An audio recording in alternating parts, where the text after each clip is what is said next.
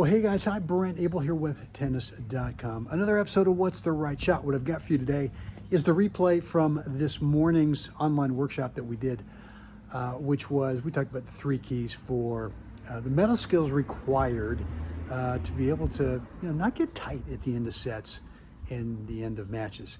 This is a lengthy replay, well over an hour, so settle in and enjoy. Here we go. So the big question is this: how do players like us who never made a dime on the pro tour, how do we consistently bring out our very best tennis without spending endless hours trying to perfect stroke technique? The answer is knowing where we want the ball to land over there and then where to move to next on the court. Hi, my name is Brent Abel and welcome to What's the Right Shot. I want to work with you guys today. I've got 3 things I really want to kind of dig into that I'm calling the trifecta of kind of the gold ball trifecta mental skill set that is something that has really helped me over the years, over the decades. But before we get into it, I'm also going to put out there that, if you guys want some personal help with this stuff, I got a little special deal for a few days that you can get on. So Jeff, you see that link there in the chat box? Yep, I copied it already, so I'll just keep throwing it in there. Good. From time to time, and I'm going to let you monitor the comments or questions as I'm going through this thing. I appreciate that. And you can just stop me and let me know what's going on. What time we got here? We got a couple minutes after 11. So guys, listen. Let's kind of get rolling here. I'm going to shut down my little dialogue boxes here and go there. Assuming everyone is sheltering in place, this is a really amazing time, just amazing. And I'm down here in the desert, Mission Hills Country Club, and I was actually up in the Bay Area, as I mentioned to David as everyone was kind of logging on, is that we are going to sell our house up in Northern California, and we're not selling here in the desert, but we're going to sell Northern California, and then we're going to move to Steamboat. I think is where it's going to be. And but I went up there last week for a day to start getting the house prepped, and Governor Newsom says, "Well, that's great, you're up here, but we're going to shelter everyone in place." And I said, "Well, if I'm going to be sheltered in place, I'm going to do it down in the desert. I'm not going to do it." So I got back here a week ago. And the courts appear to still be open here at Mission Hills. I mean, we've been playing in the grass every day. We've got some great weather, and we're trying the social distancing thing, which is interesting. That some people are really into it, and other people just go, "Come on, you got to be kidding me." And I'm going, "Well, I'm not kidding you. Don't touch the ball. Hold the ball and the racket in one hand and toss it up, and let's go."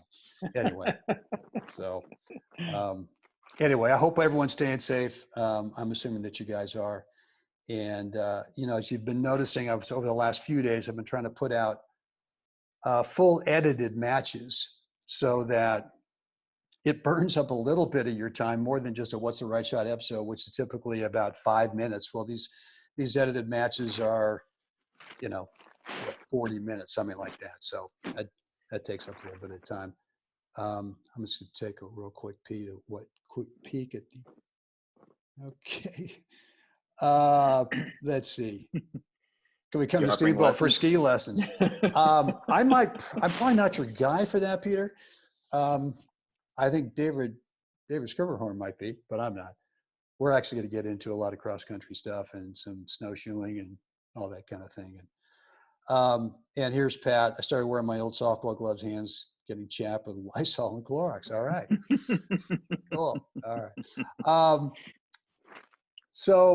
Well, let's get rolling. Jeff, anything you want to throw in before we get started here? And listen, I really appreciate you being available. I know you've been moving around from spot to spot, but just moving target. Hard to pin me down and in these interesting times. So it's happy to be here and help you out. And that's great. And that's great. Be part of this deal. So let's I'm anxious to hear because maybe it's going to help me.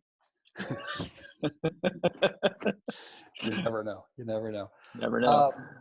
So I've come up with a bunch of different titles for this webinar today, and I really haven't been able to zero in on one that I completely like. I thought the Maniac to Brainiac was kind of clever, but a little hypey, which is not our style, but what the heck, we got to keep everyone sort of entertained, I think, Jeff, or, for the Yeah. near future anyway. But what I really want to dig into, guys, is this whole thing about how to stop tightening up at the end of sets and matches without having to white knuckle your emotions. And there's really three keys, at least that have helped me. And I'm sure there are others, but I think the more keys that we bring into the mix to try to, help sort of free up everybody when it gets down to the end of a set, whether you're up a break or whatever it is, you're just holding on, you're serving at 4-5 or something like that. There's three keys I want to give you today that I think are tangible keys. It's not like this kind of, ooey gooey woo woo type of stuff that you got to figure out. And so for me, it's really not about having to build Navy SEAL level mental toughness, right? This just kind of hardcore, I can carry the log into, the San Diego waters. It's freezing out there and the waves are crashing over me and I don't feel a thing, where you've got to have that kind of Navy SEAL mental toughness. For me, it's really been much more about accepting reality. And that is a little intangible, but once we get into the three keys, I think that you're going to see that it's so important that you do accept reality in this thing. And so tennis is a very emotional, personal activity. And one of the reasons it is because you're facing your opponent, right? You've got an opponent in singles, you've got two opponents in doubles, and they are right across from you. And it's so easy to kind of get drawn into personalities, and whether the personalities are great or whether the personalities are not so great. It's super easy to kind of get sucked into that thing. And the next thing you know is the tennis match becomes emotional. It becomes personal. And once that happens,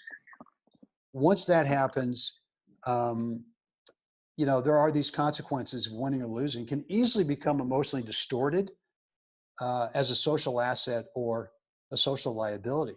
I mean, there's so much serious peer pressure going on out there, even if it's our practice matches, but certainly league and tournament matches as well. And so it's been pretty clear to me in my experience of being a tournament player and trying to help other players through this in terms of not tightening up at the end of sets and matches. If you don't unchain yourself from those personal, emotional consequences, the social implications, that you're never going to become a better player, no matter how many stroke technique courses you buy or drill sessions you grind through. And I'm serious about that. I think a lot of players look at, well, why am I not improving? Why am I not getting better? Well, maybe if I get a little more spin on my forehand. Well, maybe if I get a little higher kick on my serve. Or maybe if I go out there and I just drill and I grind and I do all kinds of different crazy things, that's going to make me better. And certainly there's something to be said about simplifying stroke technique. But if you're out there sort of being in denial about the personal emotional consequences that we all have to endure and we all have to deal with when we're competing, then it's pretty darn easy to start thinking, well, if I spend more time in the practice court, spend more time in the ball machine, if I buy more courses, whatever it is, that is the thing that's eventually going to get me over this emotional hurdle.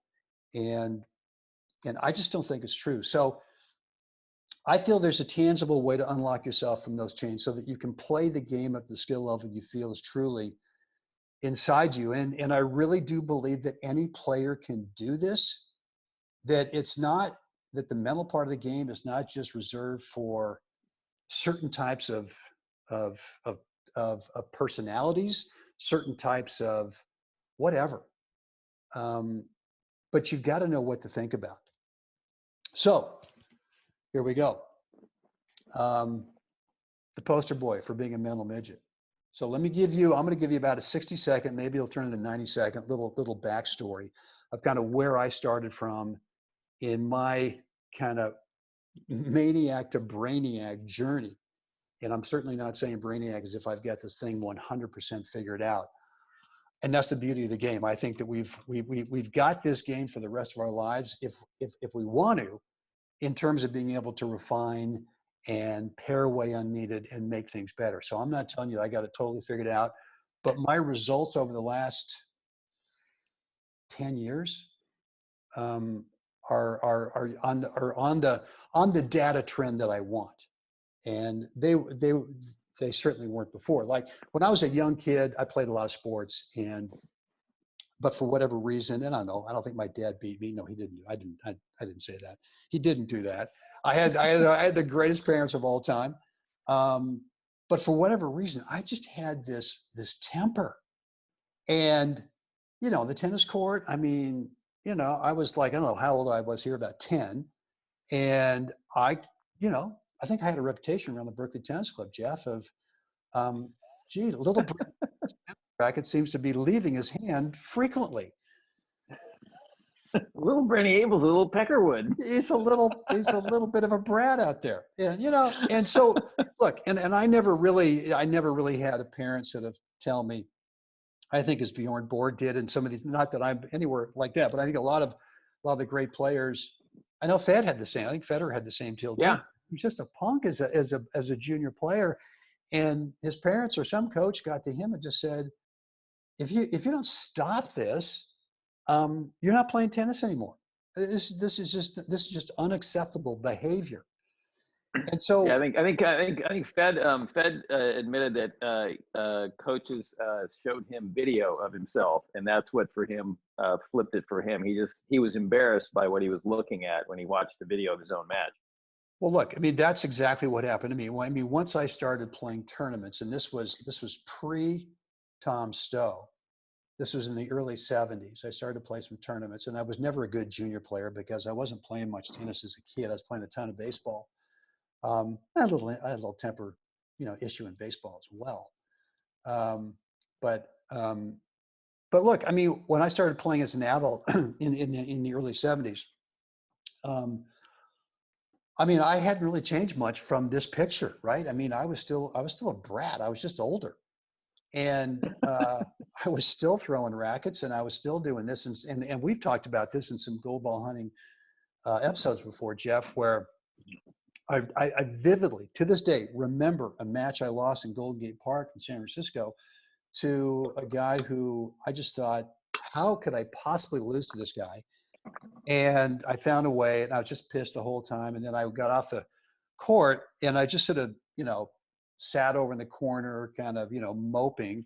And I'm watching a couple of other guys play a match, and there's some other guy out there who is doing the same thing I was doing. And my thought was, that guy looks like an idiot. What? Oh, wait a minute. Wait a minute. That's what you're doing.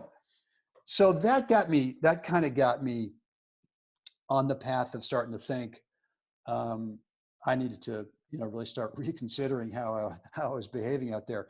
This is a picture taken, I'm going to say around 1982, 81, 82. And I'd been working with Mr. Stowe, and that's Tom Stowe right in the middle. And he'd been hired by Bill Cosby, Sidney Poitier to fly up to Reno. We all kind of flew up to Reno this one day. I guess they had some show, and Cosby was getting into tennis, and he'd heard about Tom Stowe. And so Mr. Stowe asked me and a couple other guys, I know Steve Stefanski was up there, if we'd go up there and kind of assist. And we go, sure, why not? And that's my standard issue bowl cut back in 81, I think. Yeah, the Jimmy Connors lookalike who, it's kind of embarrassing to put this picture up there, but what the heck. Anyway, so I was working with Mr. Stowe at the time, and he knew that I had a little temper thing going on. And even he never saw me play a match. But I was up there once a week with three other guys who were way better than I was, and I would get frustrated. And one day he just came up to me, he says, you know what, you just got to take it like a man, Mr. Abel. And I just kind of shrunk into this little thing like, you know, I'm such a wuss that I got to take it like a man. And I didn't really know what that meant. All that really meant to me was that I got to hold on for dear life. I cannot show any emotion. I can't do this thing that's kind of bottled up. I got to hold all this stuff that's inside me. And it never really worked for me. It almost made me more frustrated. Look, I mean, he gave me everything, right? He gave me a new way of thinking about hitting the tennis ball. He gave me a new way of thinking about the importance of posture and balance. But he really just, and I think he was kind of at the end of his life, and he was probably more just frustrated that he wasn't. I think he kind of knew that the end was coming, and just take it like a man, Mr. Abel. All right. Well, that did not work, and so I kept going on for a couple more years, and I just sort of started thinking, well, look, there's got to be a better way to figuring out the mental part, because I knew that the mental part was holding me back. I knew I was a good enough athlete. I knew I had the right stuff from Mr. Stowe. I had all of the technique I needed, but I didn't have the mental part. And so I don't know what it was. I can't remember exactly how I kind of came to this realization, but I just thought, you know, I got to stop trying to figure this out. And I read a ton of books, done a lot of research, and I just decided, you know what, I got to sit and I got to watch the top guys and the top women. And maybe I'm going to glean something from just watching them. And eventually I just said, well, why don't you just copy what they're doing? And this is the great Larry Turville. Larry Turville played in the tour. No, Larry's not 5'11" and I'm 4'11". Larry's about 6'7", 6'8". He's a big feller. But I would watch this guy, and in this tournament here, this was the Atlanta Senior Invitational a few years ago. I got the chance to play doubles with him, and we ended up winning the doubles. And I was more fascinated by watching him sort of comport himself out there on the court. And when things didn't go right, then we won the finals in a long 3-setter. And when things weren't going well for him, what he did. And this is the great Tony Dawson from Australia. Tony played in the tour. And just watching him, wouldn't watch so much the strokes, beautiful strokes, but I would really watch what would this guy do in terms of showing emotion, in terms of, you know, the between points thing. These are three other guys who I've always looked up to: Hugh Thompson, Brian Cheney, and Armistead Neely. And this was the picture from, you know, 10 years ago in Perth, where I snuck onto the team that year. And I just, you know, watching these guys every day and watching what they did in really tight situations, the end of sets, end of matches. This is the great Dennis Ralston. I had a chance to get coached up by him a few times, and I asked him a lot about the mental part of the game. And you know, one of the things he told me that is, I'm going to kind of give away one of the keys here is he says, you can't let them know how you're feeling. You just can't. Every time Brent, and he would see me get frustrated in practice, and every time I'd, you know, do something, he said, you're just pumping the guy up over there. I don't care how well you're playing, you're making that player feel better. Don't give that to them. That was one of the great things I got from Dennis. Yeah. And that is I'm gonna jump in real quick, Brenny. So Dave Hutchison made a comment here in the chat box saying there's two sides, and that's kind of what you're talking about here. Your own emotions getting in the way, and potentially your opponents. And we're going to get to that. That's, I mean, absolutely. You know, this is a picture after I won the singles, the 70 hard courts, a couple of years ago, 2018. And, you know, this was in the finals. I had to play a guy, I've talked about this, Jeff, a lot, this, you know, Mario Cernusek, who is the ultimate incredible, you know, we all call them pushers. I don't care what you call him. All I know is he doesn't miss a ball. He can run all day long. And his whole mindset out there is to see how badly he can punish you. I don't really think he cares if he wins that much. I mean, I know he wants to win. But I just think he's not a mean guy, but he just realizes that stroke technique, he doesn't really have anything you would call, I want to copy that stroke from Mario, but he's figured out how to make life miserable. And obviously in this tournament, he figured out how to get to the finals of the national hard courts. And I'll never forget this match going into it, just thinking that my whole goal today has got to be to not show any emotion at the end of a point. Because if I do, I know that's exactly what he wants. And, one of the things we talk a lot about in strategy, Jeff, in terms of shot patterns is, well, why would you give that opponent something they want? And as opposed to, well, I want to give them a shot. Let's say they've got sort of a semi-Western on the forehand. Well, I want to give them a shot they don't want. Well, what do they not want? They probably don't want something low, skidding, and short. Well, Right. I'm not going to give Mario what he wants, which is he wants me to be frustrated. And so this was a big, it was literally two years ago. This was a big moment for me. And I took him apart. I mean, I think it was 2-1. And it was just like, it was, it was like the biggest relief. I mean, I felt like I'd lost, 18 pounds or something during the match out of just stress and just not showing the stress. But, Right.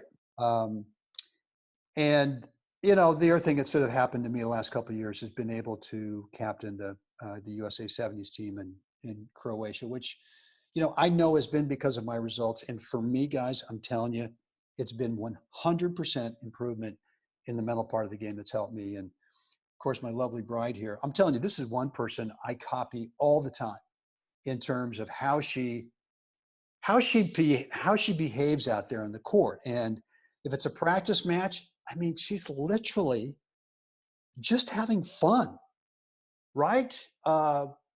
And if it's a serious match, and Jeff, you were there for the finals of this match just a couple weeks ago, you talk about the eye of the tiger, but if she misses a ball, she's doing what you've always talked about with Sophia Kenin. You miss a ball, you turn around and you just turn away from the mistake. Yeah. And you walk back to the baseline, you shake it off, and you get ready to play the next point. And I'm telling you, I've learned a lot from her. She doesn't linger. She doesn't linger. She makes a mistake, whatever.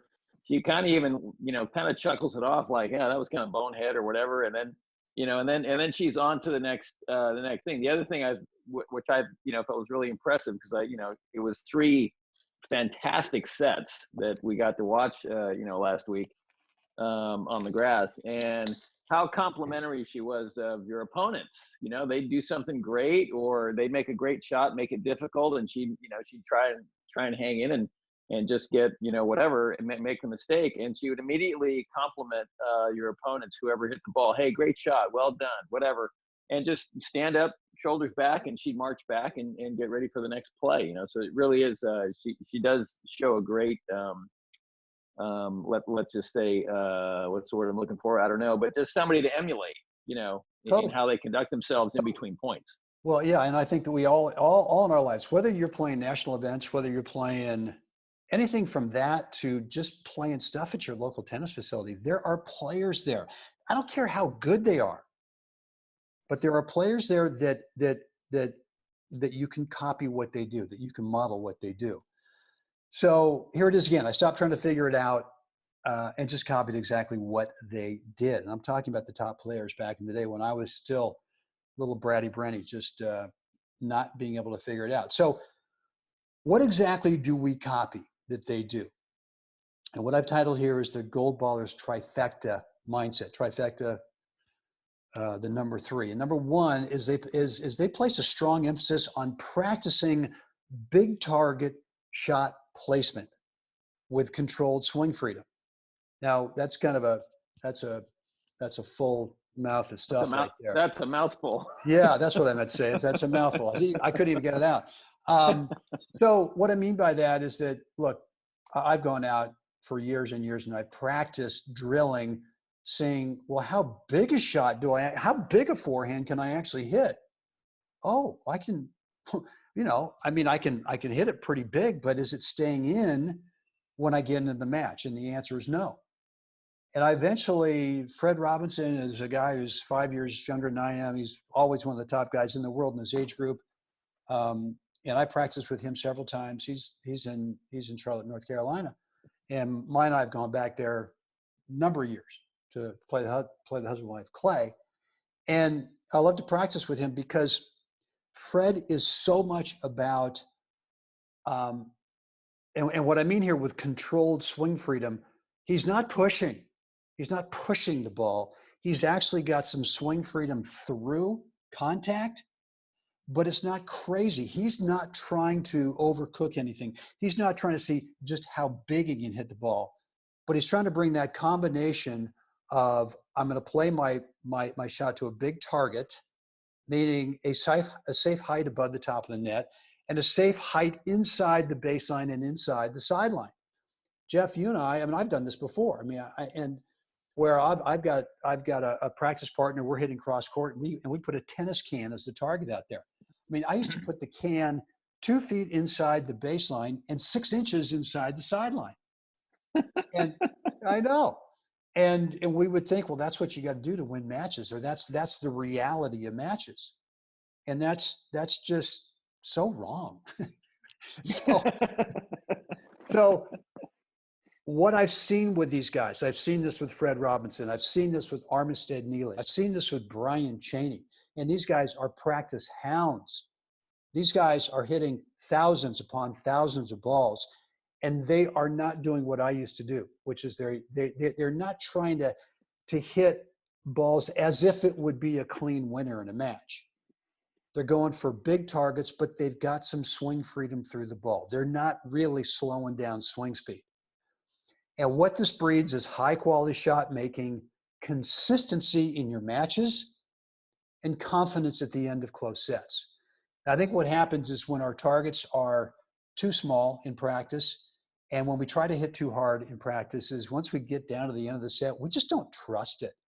We don't trust that little tiny target or that big power that we were working on in practice is actually going to be consistent, not only in the matches, but also once we get down to the end of close sets. Guys, do you have any questions on this? If you do, just go ahead and throw it in the chat box right now. I'm going to move on to number 2. Yeah, I think I'm going to jump in there, Benny. I think it's like a false read. You know what I mean? In practice, when you're going for these edgy things and being so, like technically minded and going for, like you said, this little edge. Oh, what's hitting down the line? Well, I got to have the ball within 6 inches of the sideline. Well, that kind of thinking and that kind of practice is so unrelatable to actual match play. Totally. So like what you're saying there is that when you actually get in the match play, what we're the variable that can't be applied is what you're talking about. Well, in a match play, I seem to grip a little tighter when I'm going for that ball down the line. Well, that's right. And that's your margin's got to change. Well, and the reason that you tighten up at that point in the swing or that point in the match is because your brain remembers back to practice and they go, dude, yeah, you hit one of these shots maybe 1 out of 11 times. And so you missed it 10 out of 11. So right. Are you really sure you want to try it? Right. And so Richard Martin asks, so what is a big target? Yeah. Well, for me, a big target is using the geometry of the court, which would mean if I'm hitting cross court, in theory, I'm hitting, let's take a forehand ground stroke, for example. If I'm hitting cross court, I'm in theory going over the lowest part of the net rather than going up the line, right? Right. Center strap's holding the net down to 3 feet. And so if I go cross court, I have the lowest part of the net to travel over. If I go cross court, I've got a little longer distance that I can use. If you take a tape measure from up the line, from baseline to baseline is 78 feet. If you take it from that same spot, baseline cross court, you get a little extra distance on it. And then the other thing with going cross court is if I'm a hair late in terms of timing, the ball ends up in the middle of the court, or it ends up, maybe up the line. But big targets are also with the mindset that, you know, Jeff brought this day one to gold ball hunting, which is it's okay to let him touch the ball. It's all right. Crazy idea. Yeah. So I think in terms of big targets, think about the geometry. For me, it's mostly about the height over the top of the net. And if I can practice that, what is a really a comfortable height over the top of the net where I get to maintain some controlled swing freedom, and that height over the top of the net equates to a safe depth.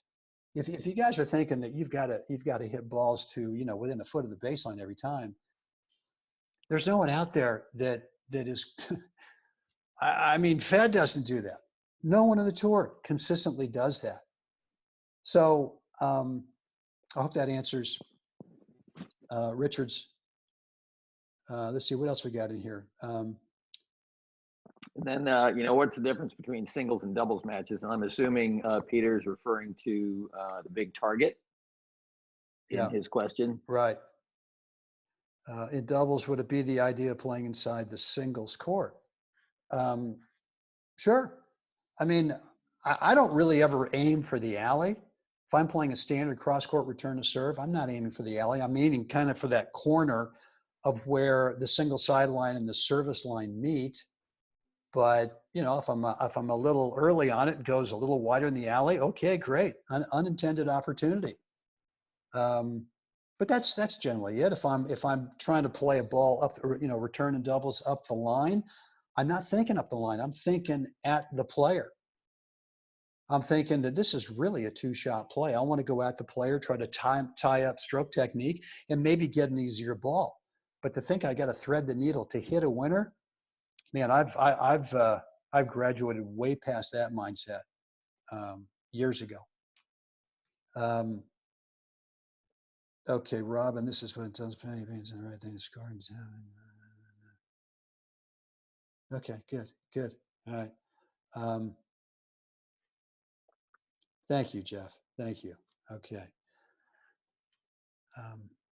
Yeah. Okay. So those are all great comments, and I'm assuming that you guys understand big targets, but you understand the value of practicing big targets. And I mean, I see it all the time. Again, and I used to be guilty of it. I see guys still going out there and crushing the ball off the ball machine or crushing the ball off of a drill session, as if the whole point of the game is to hit outright winners over and over and over again.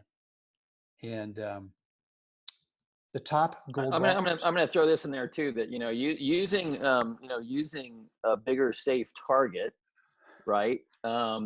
That there's also, you know, I can go to the same place 3 times in a row. So let's say I decide I want to beat up on the guy's forehand. Well, I can hit 3 different balls to the same exact target and have 3 different balls that he has to deal with. I can change the pace. I can change the spin on the ball. I can change the height over the net. So 3 different times I can attack 3 different parts of his strike zone and never tease the sideline, never put myself in danger. And yet I'm still working him over, trying to find where's that place I can pick at. Oh, he's got this big, huge Western grip. Hey, you know what? He seems to like the stuff up around, you know, the chest area. That seems to be his spot. Hey, you know what?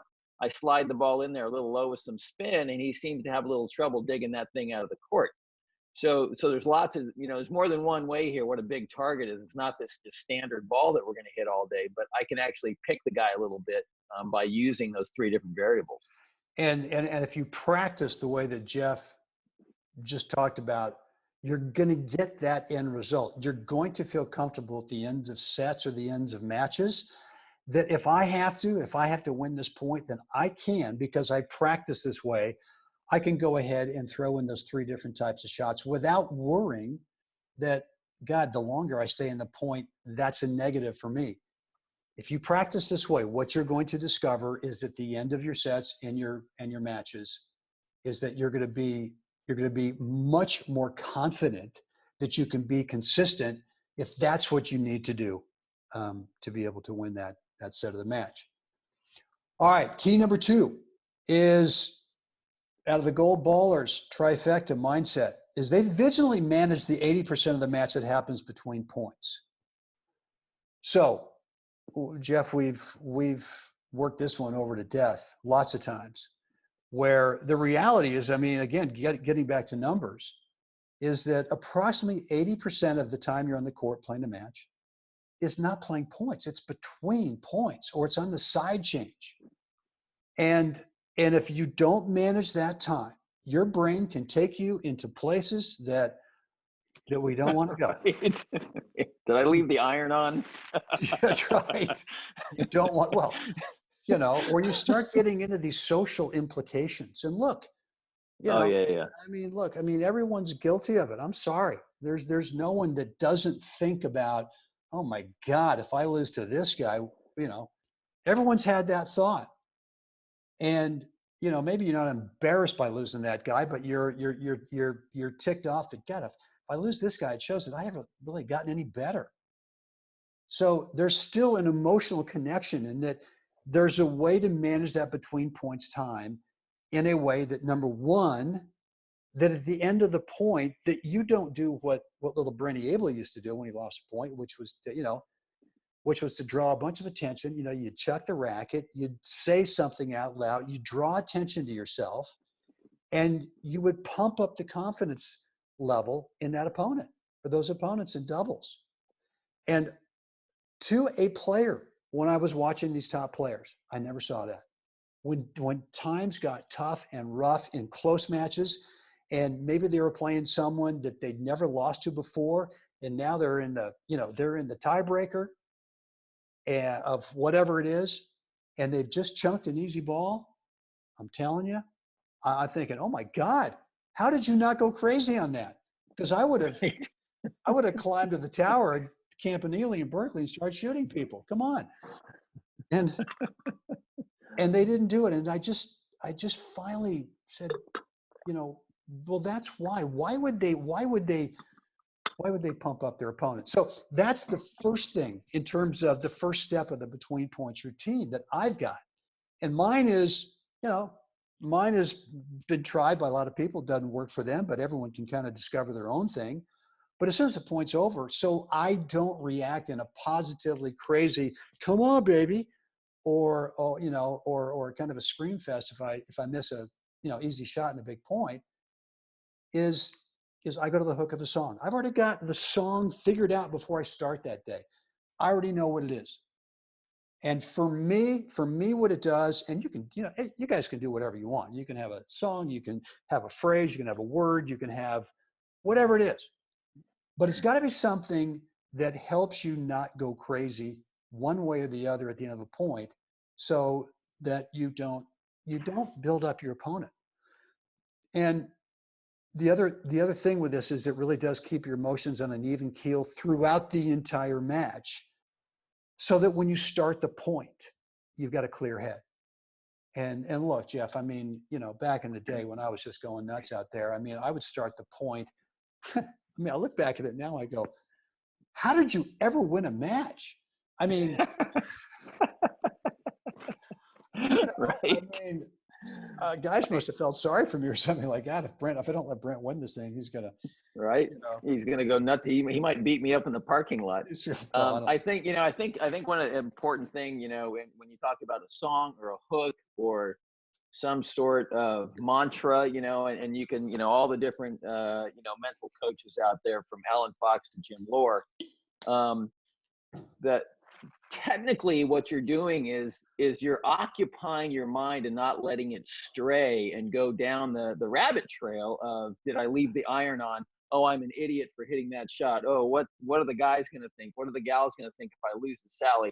Whatever it might be. And the whole idea behind that in between points mantra, that routine, that disciplined routine, is to not allow your mind to wander. And so it is this very specific, for you, you know, the hook of a song, and immediately it occupies your mind. So when we meditation, you know, and when you first learn, is all about, can you focus on your breathing? So you're paying attention to the in and out of your breath. And so when you do that, you will notice that you're no longer thinking about, oh, I got to take the car down to the mechanic. Oh, I got cable guy coming at 3 o'clock. I got all this other stuff happening. And so that's what that's about, is learning the routine in that environment. How do I keep my mind present on the task at hand and not going backwards in, you know, what I just missed in that. So that's just a simple explanation of you know, why is it important? Because it doesn't let your mind wander. It's just a specific, you know, and everybody has to figure out their own, you know, kind of process that works for them. So Dave has got a good thing here, Jeff. I want to kind of kick around for a minute. He says the challenge is to stay intense while being even keel, not flat. And I kind of disagree, Dave, because I don't actively try to stay intense. I'm already into it. I'm already right. I'm already there. I need to do actually kind of the opposite. Is I need to, you know, my between points thing is to go to the hook of the song. Is then take 2 or 3 real deep breaths, so that if I'm playing a singles match and we play the long point, I got to recover. And yet, if a guy just throws in a double fault, I haven't exerted any energy. I've certainly exerted some mental energy, even if someone's throwing a double fault at me. I still need to go through that second part of 2 or 3 deep breaths. The third thing is I now need to consider how do I want to start this next point? And if I'm too intense, if I'm too fired up, even though I've got an even keeled intensity, I don't feel like I'm clear-headed. I don't feel like I make the right decisions. And again, when I'm serving, I want to be clear-headed in terms of is you know, where's the right spot to hit this first serve? Not what the result is, not because, you know what, gosh darn it, it's 30 all. I got to win this point. So I got to hit the serve over there. So I got to make sure that I get a short return. So I got to make sure I don't miss that first volley. That's not it. Sounds pretty intense. That's pretty intense. So for me, it's more, how do I want to start the point? Well, you know what? Here it is, 30 all. And I've been serving mostly to these 2 spots. Is this the right time to serve somewhere else? Or maybe it's the right time to take a second serve and serve it first. Whatever it is. But I want to have that clarity. And right. and then the fourth thing for me is just a little self-pump. I mean, I don't need a self-pump to get intense. I just need a self-pump to just, and for me, it's more like, God dang it, this is fun. This is awesome. Something in that space. For me, you know, in this little specific part of this, when I you know, to Dave's question here about being intense in that, in 2012, you know, I've talked about this and other in gold ball hunting, when I had my, you know, revelations on the court in the middle of matches, it was the less ego and pride I play with, the more intensely, the more fiercely I can compete. And I'm free to do it, though. I don't feel I have to win this next point. That's not the intensity I'm feeling. I'm just feeling this wave of just being able to compete. And like I'm present. I'm actually in the moment. And so when I can get my ego and pride to take a back seat to the outcome,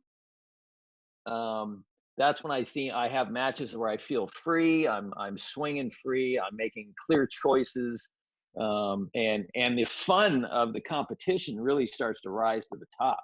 And that's when, you know, really great things can happen and great tennis happens, and then, you know, win, lose, okay, whatever.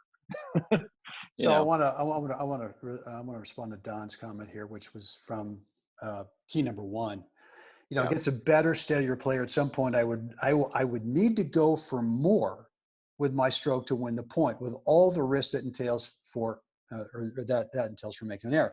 And I'm gonna disagree, Don. Is that we don't have to beat better players by out hitting them. And I've beaten several players in the last couple of years. One player in particular that I'd always played close, but I'd never beaten before. So I tried a different strategy, and that was to not out hit him. That was actually to play all my rally balls straight up the middle of the court and invite him to out hit me. And then when I got the right ball, I played drop shots. And that is one of the things that I think you guys really need to start to embrace is the value of playing drop shots. And not thinking that the way that you're going to have to beat someone is by out hitting them, that by hitting the ball past them, is that you can start to develop a game, or what we call in our playbook, Jeff, is kind of the high low. Now the high low is kind of where it's, for me, the high low is kind of a high loopy forehand into their backhand. And then the low is that maybe then I cut it, I then take a backhand slice and kind of slide it down low. But the way it's worked for me is I like to now take the forehand and loop it high into the backhand. Typically I get a short ball, and I will approach for the first couple of those, and then I'll make it look like I'm approaching the third, and I'll start to play a drop shot. And I'll start to play more and more drop shots in the match because I want them having to play closer on top of, if not inside the baseline. And then your standard rally ball, which before, when they were back comfortably behind the baseline, was not a problem for them. Now, if they're standing on top of the baseline or inside it, and they got to deal with the same rally ball as before, that's a much different situation. So I don't want you guys thinking, well, I got to give up consistency at some point against a better player or a steadier player.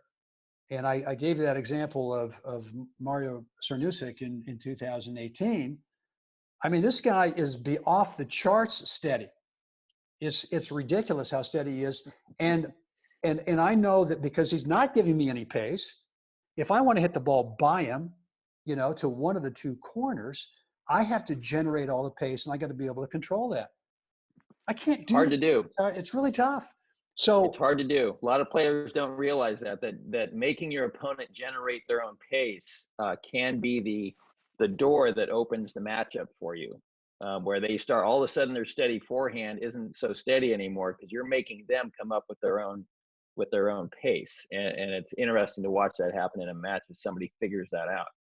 I'll tell you the other thing too is about intensity. I just want to throw this out there, Jeff, before I forget about it. But like the last match that mine and I played in the finals, the grass, a couple of weeks ago, one of the things that one of the cues I kept reminding myself, whether I was serving or whether I was returning, and specifically when I was returning serve, didn't matter if it was him or her, I always reminded myself to check your grip pressure on the racket handle. Because I wanted to make sure that when the toss went up, that I wasn't starting to squeeze on the handle. I wanted to not be intense at that point. I actually wanted to be relaxed. And the reason for that is kind of, I guess it's biomechanics, is the stronger you get on the grip, the return to serve, the less you can do in terms of footwork and spacing, shoulder turn and all that in reaction to the direction of the serve. If your hands are relaxed, now everything else stays relaxed, and you actually visually see the incoming serve better. You see it bounce out of the service box better, and you are better in terms of more quickly being able to create spacing, get your shoulder turned, and choose the right shot. So I just want to throw that in. I think I'm going to jump in here too, and because I want you to circle back here because Pat actually asked a question earlier. And I think it has a lot to do with grip tension. Can you see her question there? Yep. She doesn't know the difference between trying to hit the ball hard and hit the ball free. And that's an interesting question because it does, in my view, when I'm looking at that question, as she starts to feel like she has to do, like it's a tough response, then she wants to swing hard. And that description to me just is totally grip tension, what that feeling is like, so. Well, no. So can you see the question there, Brent? No, I've got it. And the way I would answer it is just simply, Pat, go out there and practice. However you practice, and experiment with literally going from how loose can I hold the racket through contact, and we all kind of instinctively kind of grip down just prior to or during contact, and that slows the swing speed down. right? So if you are finding a grip tension where the ball is not really controlling the racket at contact, but actually your swing is controlling the ball um, through contact, and seeing how relaxed a grip pressure you can have and be able to accomplish that. And once you do that, then you'll start to feel swing freedom. That's really the definition of swing freedom, is not having different speeds, racket speeds, different tempos as you swing. We start the swing tempo speed prior to contact, and then there's contact, and then there's after contact. And if you can kind of get a feeling that you're sort of building slightly up a little bit more racket speed as you're going through it, that's really what you're looking for. And I think, we all have a different sensation of what swing freedom really is. But Jeff is right. It's absolutely about grip tension. Jeff, let me go on to the next screen here. Yep. Okay, here we go. And the third key is, we said this in the beginning, is they accept reality. And look, here's the reality of, and look, I mean, think about baseball hitters. The greatest guys, the greatest players of all time are failing 70% of the time. In tennis, we don't, fortunately, we don't have that kind of number in tennis. But the top players, mindset-wise, that frees them up at the end of sets and the end of matches is, I didn't put this in there, but they can't really control the outcome. They can't be 100% in control of the outcome. And so they are going to have plenty of wins if they do what we talked about with number one and number two. And yet they'll still have some tough losses despite doing number one and number two. There is no guarantee. I mean, Jeff, how many times have you got someone say, well, can you show me the I don't know what the word is, but it's like I'll never miss a forehand again technique. Yeah, I got that. And there's a line out my fence right now that's about 100,000 people deep wanting the formula. That's right. Take a number. That's right. So I think you have, and look, this is kind of a cliche, but you've got to come to grips with the reality is that you're not going to beat everybody every time. You're not going to lose to everybody every time. And that's okay. That's just part of the deal. No one's got 1,000% batting average in this thing. And so once you take that pressure off of yourself, where we get into matches, we go, I have got to win this match for whatever reason. Once that's off the table, and once you stop caring what others think, once you're there, then you start to free yourself up, assuming you've done number one and assuming that you can do number two throughout the match. The chances really start to stack up in your favor that you're not going to tighten up. You're not going to choke at the end of a set, at the end of a match. And right. Alan Fox has told us forever. It's kind of like there's not a perfect forehand. You're going to miss no matter how fat the sitter is, no matter what the situation of the match is. You're going to miss some. It's just the reality of it. And you can't go, I'm such an idiot. You can't go, well, God, I got to go and buy another course on how to hit a topspin forehand. God, I got to call up Jeff and say, hey man, what we worked on last week's not working. Right. I think this speaks directly. Jeff Healy just posted up there, Joel Drucker's, absence of outcome, when there's a long serve and you just take a free swing at it and you just knock this return back into the court like you're just walking in the park.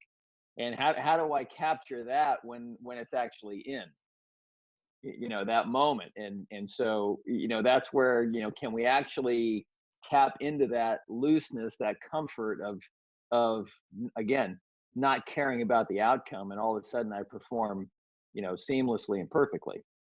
You could, if you do number one and if you do number two, you will get closer to that feeling. Right.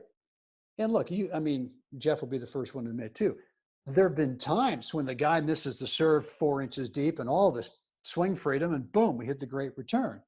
Right. Like, come on, how many other times did the guy miss the serve 3 or 4 inches and we chunk it? So Right. it's not like it Right. happens 100% of the time. So I want you guys to not look at what we're talking about today, 3 keys, as kind of theoretical. And I'll kind of, I'll put my thumb under my chin and kind of think about it for a while and see if I can't, somehow magically make this happen on its own. You got to go out and do number 1. You got to start there. You got to start practicing number 2, which is a between points routine. And you've got to figure out number 3. You've just got to come to grips with the fact that you can't win every time, no matter who's out there. Even if it's a guy you've just beaten the last 17 times. Let's see, what was it? No one beats Vitas Gerulaitis 15 Oh, times. 17 times in a row, right? When 17 you times in a finally row. beat Borg. Yeah, or somebody. Probably Yeah. Lendl. Okay, let me get here. I hope you guys look. We've gone way over 45 minutes. We're at 56 minutes now, and I'm gonna stay around. I got nothing else going on today. Want to answer all of your questions, so you can start loading up your questions. And I hope this really does make sense to you, and that you will try it. And look, I mean, I'm not. This is not a new discovery. This is not, something brand new. But I'm telling you, this is what's helped me. And I won my first gold ball when I was 30 in the 35s, my second year in the 35s. And I look back at that, Jeff, and I think that was really just pure dumb luck. It was like, it was like one of those feelings where you go, I have absolutely nothing to lose. And we were Right. we were unseeded. It was a full draw of 64 teams. That was back in the day when those draws got filled up. Right. And we got going early. We beat the number 5 seeds in the first, and we knew those guys, and we thought we could beat them, and we got going. And by the quarters, we were we're just playing with house money. I mean, Yeah. we literally had that feeling like, let's free it up and swing the bat, baby. well, I mean, if we lose love to these guys, all right, that's cool. That's fine. No one's going to think anything of it. So we got freed up. We got in the semis, the same deal. And by the time we got to the finals, I felt sorry for our opponents because we were like it was.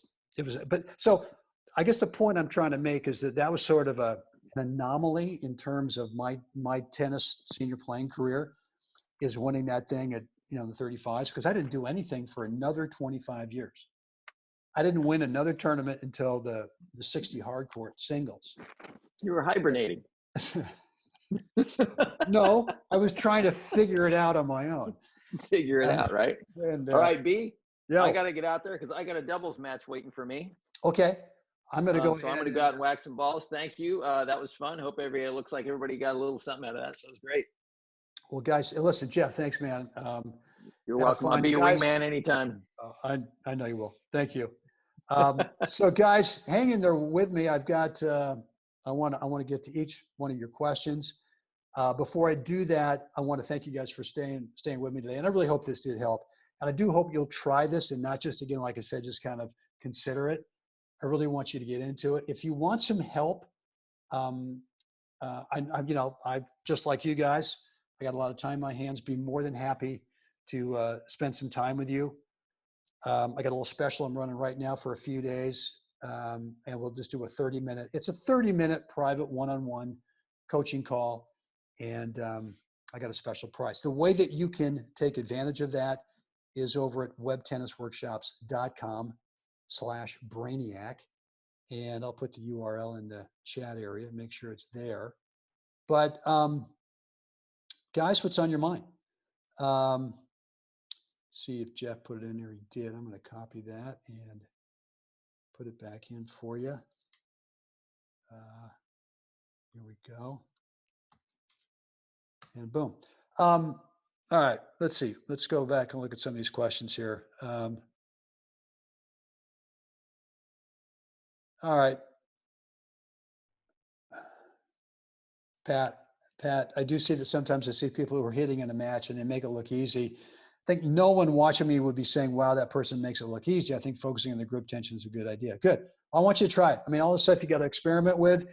First time out might work great, might not work at all, but you got to stay with it. Richard, really great stuff today for both you and Jeff. Thank you. Journey of life. Lots to work on. Good deal. Thanks. Thanks, Richard. Rich, how do you keep calm when an opponent is hooking you, especially on big points?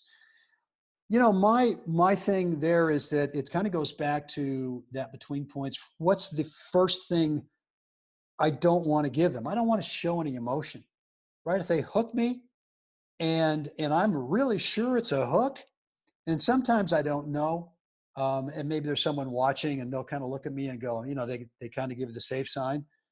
So what I will calmly do is I will walk up to them. I said, hey, you know, we got a difference of opinion over here. You know, the ball looked good. And if they don't want to change it, then I right there, I say, okay, you know, let's get some help. I'll just go get, if it's a tournament, I'll get a referee or, you know, tournament roving umpire. If it's a league match, you know, that's a little trickier, but you can still find someone to come out and help out with the calls. If it's a practice match and I'm getting hooked in practice, that may be the last time I play with that player. I mean, I've done that before. I did it with a guy before where I just said, you know, I can't do this anymore, man, because I'm just not trusting your calls. It's no fun. Let's take a break. And we took a break for a while, and ever since then, it's been fine. But that's, I mean, that's the way I stay calm is again, getting it back to that thing is I don't want to give them what they want. And what they want is for me to get pissed and to kind of break my concentration. I'm not going to do that. Dave, thanks for hanging out with us today. Linda, you're welcome. Kevin, same to you. Thanks for Richard. Yeah, appreciate it. Well, I'll be around. I would never give up the Berkeley Tennis Club membership. They have a non-resident membership that we'll keep. I mean, that's really my second home, born and raised there. Let's see, Rich, I live in a rural area with nearest tournament 2 hours away. How do I practice these without having regular competition? How do you practice the three? Well, you got to find it. You obviously got to find a practice partner. If you can't find a practice partner, then you got to get in the ball machine. And again, I see two mistakes in the ball machine. Number one, the ball machine is set for the ball to land in the same spot over and over again. And what that creates is no working on footwork to create spacing. If you've got a ball machine that either oscillates or kind of shoots out randomly, that's better, because then you've got to use footwork to be able to create the spacing so that stroke technique can be simple. Sure, I mean, if you want to work a little bit on the ball landing in the same spot over and over so you kind of start grooving the feeling of the swing you want, that's fine. But I wouldn't do that in a way where you're just thinking about just bombing it. I see it all the time. Guys in the ball machine just crushing the ball. It doesn't translate to actually playing the matches. But if you can find a practice partner, you now know what to do. And with that practice partner, start practicing, that between points routine. If you want to kind of customize your routine, like I said, take advantage of this 30-minute coaching offer I've got for you right now. Just go over to that URL, click through, and let's customize a between points routine that really makes sense for you. Let's see, Robin Galway is a great exercise in experimenting with different levels of tension. Yeah, that's just, and I like that. I mean, I tell people, how light could you hold it? How strong could you hold it? What's something in between? And you'll know once you get the feeling of passing through the ball without fighting the ball, without gripping too tight, you'll be good to go. Jimmy Hodge, thanks for the trifecta. Good deal. All right, guys. Anything else before we scoot away? Hope you enjoyed. Can you repeat 1, 2, and 3? Kim, let me actually go back in the what am I trying to say in my keynote here? Hold on. Let me go back to 1. So number 1 is how to practice. right? And what the goal ballers practice is, number one, a big emphasis on a big target, meaning good geometry, good safe height over the net, and a safe landing distance inside the baseline and inside the sideline, but doing so with some swing freedom, just not pushing the ball up there. You're getting a quality spin, but you're not hitting the ball so hard that you can't control and be consistent. And what that breeds in matches is the sense I can be consistent. And when you get down to the end of a match or end of the set, that you've got some true confidence. Number two is they vigilantly manage the 80%, right? The between points routine. I've got my own 4-part between points routine. But the first part of that is to make sure that you don't give them any kind of confidence boost by whatever you do, however you react to the way the point just ended. And especially if, sometimes I've seen guys who get all pumped up, they play a great shot, they all fired up, come on. And that actually kind of pisses off the opponent sometimes. I know it. Sometimes it's kind of like stupid. I see players do it and I just go, really? And that sort of that really kind of zeroes in, gets me a little more focused, a little more clarity. But on the other hand, if you've missed an easy shot, you don't want to pump up that opponent by showing any emotion. And just managing the between points thing really starts the next point with a nice clear head. And then number three is, like I said, is accepting reality. You have to understand you can't find a way to win every single time. You don't have 100% control. There are some things that you have control of, right? You've got some control of this mindset, of this trifecta. You can control every part of that. And the more you do number one, the more you do number two in matches, what you're going to find is you're going to get freed up in terms of making the right shot choice and not looking, as Jess said forever, not looking for the exit at the end of a set, or the end of a match by trying to shorten the points. So hope that has helped. Rich, yeah, at home restrictions. Well, I don't know. I mean, we are shelter in place here in the desert. However, we are getting out in the tennis court. I'm so lucky. I've got a tennis court that's a 30-second walk out my front gate here. So I'm lucky with that. I don't have to get in a car. We've still been playing, but we're trying to be really good about, the social distancing and not me. I actually haven't played any doubles. I've just been drilling with my friend Owen. And so for me, it's been more about exercise, getting out there and just running around and, doing some other, we're just playing points. I've talked to you guys about this drill that we do. We, I'll serve for 12, 15 minutes. We just rotate points. We don't keep score. We don't keep track of score. Deuce, add, blah, blah, blah. We do that. And then we take and what I try to do, if there's a ball that's, that's, a stray ball, I sprint for the ball. I use it as a fitness opportunity. If that means I'm a little out of wind for the next point or two, who cares? But I'm looking at this as a fitness opportunity. I'm a little concerned about touching the tennis balls, I guess, but we've got hand sanitizers out there and we're spraying down our hands every 15 minutes. So I think we're doing about as well as we can do. Okay, Frank, I noticed that with age comes diminishing stamina during matches. Fatigue results in poor performance, and tips for mentally dealing with fatigue during match. Yeah, my thing, Frank, is that I want to be the fittest guy in the tournament. And at least I want to feel like I put in the most work for me. And if that translates to me being fitter than my opponent, then yeah, there are going to be times in the matches where I'm going to get a little winded. But I feel like if I'm doing all the fitness stuff, and I just described one way that I do it, is I do a lot of extra stuff when I'm drilling and I'm playing my point drills with Owen, is I'm doing a lot of fitness stuff. I'm doing a lot of sprints not between every point, but a lot of points. I'm doing a lot of kind of side to side sprints, a lot of backward sprints. I'm doing a lot of things. When we're done, I mean, I'm doing my leg lifts, my crunchies. I'm doing my planks, doing some push-ups, stretching, excuse me. And so, yeah, I mean, there's no question that as we get older, not only do we have to be more vigilant about the types of things that we do, but there's lots of things we can do to get fitter. And if you'll do that, if you'll spend the time doing that, not only will you play better tennis, but you'll play better tennis longer in a match. And if you get down to the end where it's a long 3, I mean, I played 2 matches in Croatia in last fall, both of them almost 3 hours. And God, I was amazed. I mean, I just didn't feel like, oh my God, I'm exhausted. What do? I got to shorten the points. I just never felt that. So I know that's maybe not the answer that you're looking for. But mentally, you'll deal with any kind of fatigue during a match if you've been putting in the fitness work. Kim, you're welcome.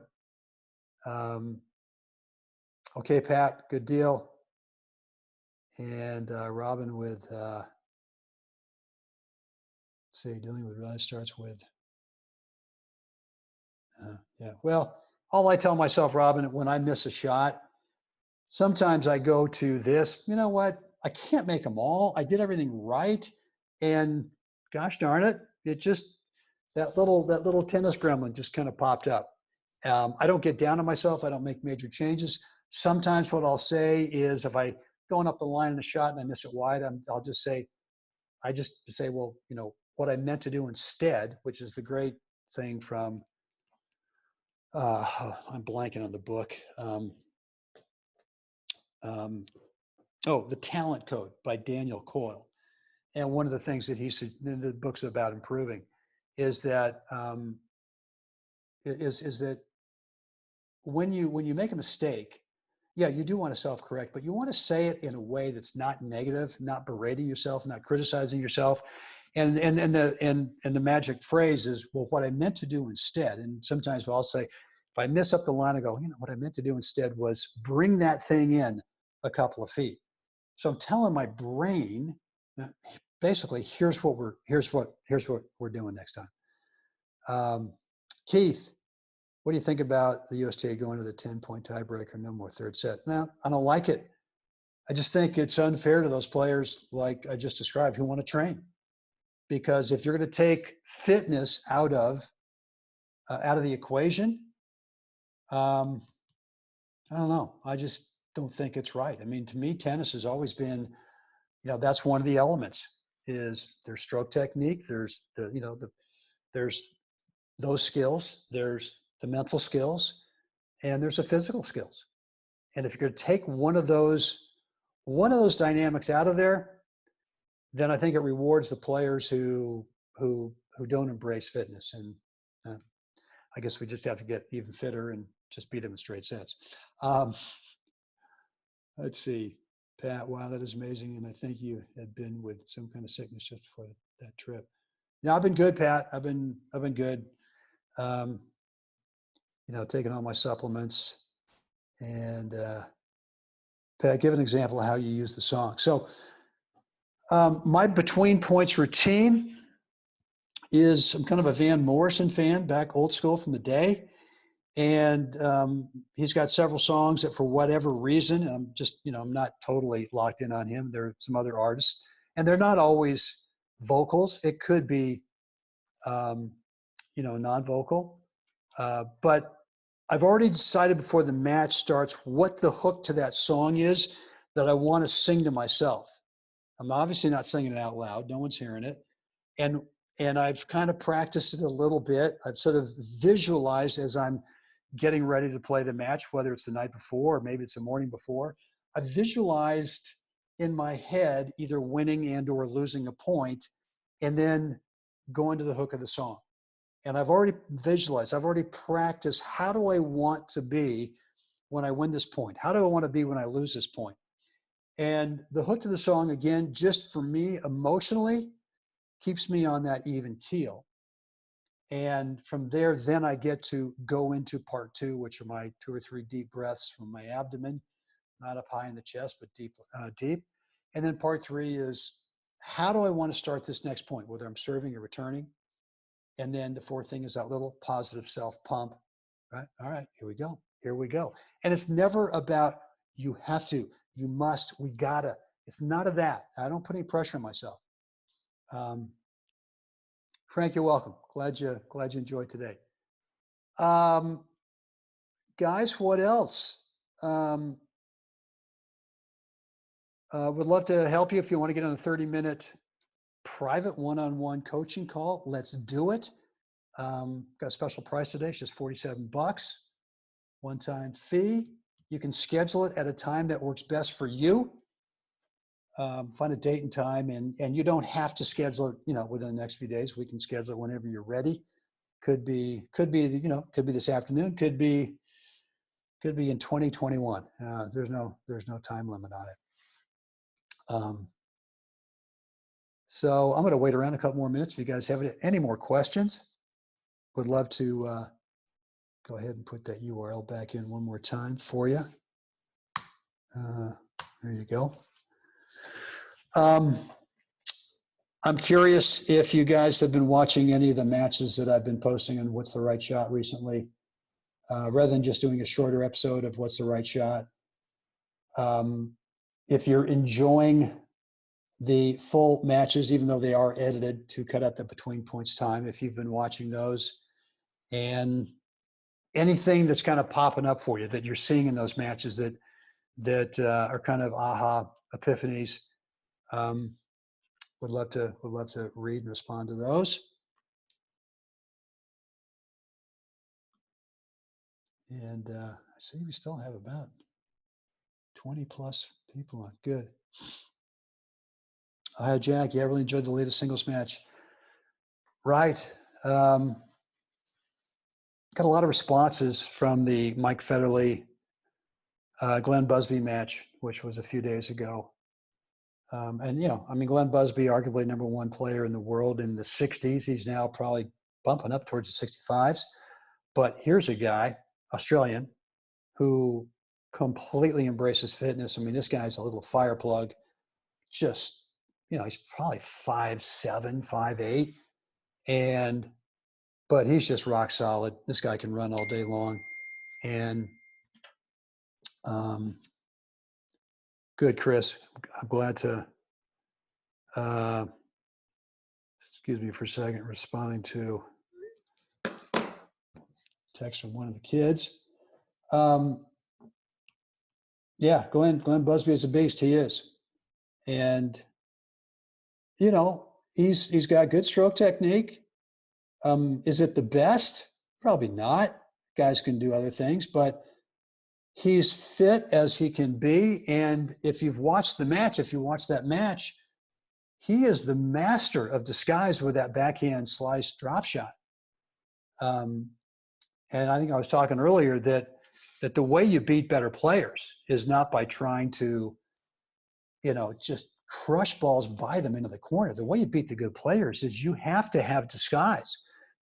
Slice backhand's a perfect way to do it, because you can play a couple of nice all day long slice backhands that are neutral balls and set up to play a third one and just pull the trigger and play a dropper. And look, I want the guy to try to get there. I don't want to hit it so perfect that he takes one step and goes, oh, too good. I suppose if I could do that 100% of the time, that'd be great, but that's not realistic. So my whole mindset, my whole strategy is I want the guy to think he can get to it. And I want him to at least make an attempt. And lots of times they make the attempt and they get there, but they're not in a position to really do anything to hurt me. Now what I can do if I don't have a wide open court to pass him with, why not throw a lob deep to the other corner? Make him run back. And even if you lose that point, you've extracted so much fuel out of that guy's gas tank that one of the strategies, it's just not by shot making outright winners. It's what can I do out here to punish this guy? Because it may come down to that no matter how great a strategy you have, no matter how great stroke technique skills you've got, the match may be dead even until you get to 2-0 in the third set. But because you've been deploying a strategy where you're super consistent with big targets, because you mentally are managing that 80% of the time between points, or the match which is between points, and you kind of freed yourself up by a strategy that is, hey, you know what's okay if this guy touches the ball. And in fact, on the drop shot, I want him to touch it. I want him to get there. So look, I think I went off topic there. I don't know. Chris, yeah, that's right. That's the one. Okay, Glenn Busby's a beast. Keith, yeah, good. Yeah, for sure. I'm glad that this is kind of chewing up a little part of your day every day, and definitely I will keep them coming. I also want to do these too. I want to do some more, almost kind of spur of the moment, complimentary workshops, some live stuff. Where if you can't make it, I'll record it and I'll. So I mean, look at this one. We're already an hour and 20 minutes into it. So for those of you guys who, or for those guys and gals who didn't get on here, I'm going to record this and post it as another What's the Right Shot episode. So there's, more time taken up of your day. Yeah, Chris is topspin backhand was equally as impressive. I agree, but he mixed it up so well between the underspin and topspin backhands. Yeah. All right, Chris, you're welcome, man. Thanks for hanging out today, guys. What else? Let me get a sip of the magic juice here.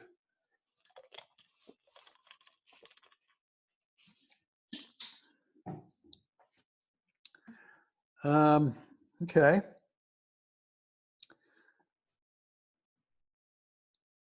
Well, I'm going to hang out a little bit more, guys. Let me know what's on your mind, if anything. And I know David's still on the call. David, get ready for the Abels to show up. We're actually going to be in Steamboat starting probably the third week of April. So we've got the house we normally rent starting then, probably into the 1st of August. We'll be there a good 2+ months this year. Plus we are coming back in September as we normally do as well, mid-September. So let's get the green balls going. We'll have some great workouts. I'm looking forward to that. Ohio Jack, what camera system are you using to film the matches? I'm using my GoPro. I've got a GoPro, I think the 5. And I'm just, I've actually got smart. I used to put it on this setting that was, the video resolution was so incredible. But it ate up memory, and it just kind of sucked the battery dry. So I've gone now much more to a lower resolution, but if you've watched any of the videos, you see that they're really clear. They're really good. And then I've got something called the QM1, the Quick Mount 1, the fence mount, which is designed by my buddy Mike Lemens out of Denver, who designed this fence mount specifically for tennis. And you put your camera up there in the fence, so you got a nice angle down. Telescopes down into this small enough size you can easily put it in your racket bag.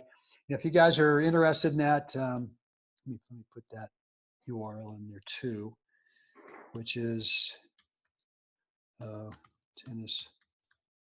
No, it's not that. It's mytennistools.com.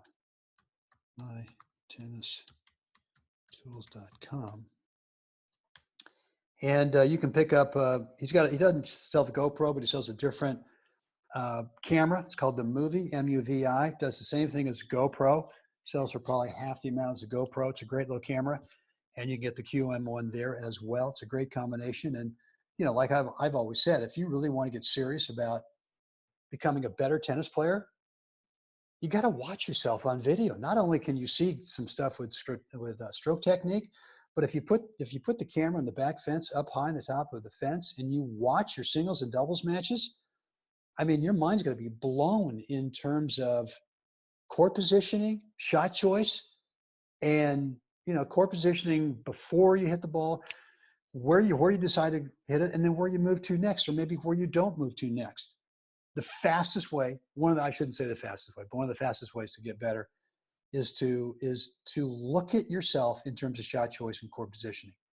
And you can have a teaching pro tell you all day long, well, here's where you got to be, but until you see yourself doing it, man, it's just a game changer. So I would encourage you guys to go over to mytennistools.com. If you don't have a camera, pick one up over there and be sure to get the QM1 fence mount as well. And then if you want to get on a coaching call with me, 30-minute call, I've got a little special price, $47 right now for the next few days. We can do that and schedule it for whenever you want. So guys, hope you enjoyed today's episode of What's the Right Shot. One more thing before you go, right down below in the description area, I've got another free video for you. There's a link there. Go ahead and click it. And as always, come on now, got to get out there today. Help someone else have a spectacular day.